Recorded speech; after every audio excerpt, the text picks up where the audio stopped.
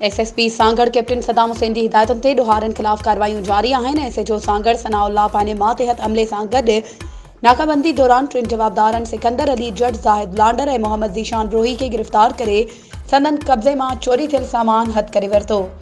गिरफ़्तार जवाबदारनि खां वधीक जांच कई पई वञे। SHO बीराणी वसीम अहमद अरबाब पंहिंजे मातहत हमले सां गॾु ॿिनि जवाबदारनि कुर्बान कचोहर ऐं कुर्बान ख़ास कैली खे गिरफ़्तार करे संदन कब्ज़े मां चोरी थियल होंडा CD मोटरसाइकिल हथ करे वरिती।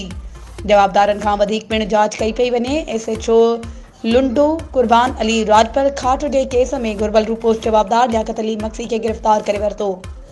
SHO सिंझोरो अली अकबर खोखर मातहत हमले सां गॾु क़त्ल जी कोशिश जे केस में मुलविस 4 जवाबदार इम्तियाज़ रिंद, साजिद रिंद, रियाज़ रिंद ऐं सदाम हुसैन ख़ासकेली खे गिरफ़्तार करे वरितो आहे। वधीक ख़बरुनि ऐं अपडेट्स जे लाइ असांजे चैनल खे सब्सक्राइब कयो ऐं हा, बेल आइकन खे प्रेस करणु न विसारिजो त जीअं असांजी हर नई अचण वारी वीडियो तव्हां ताईं पहुची सघे।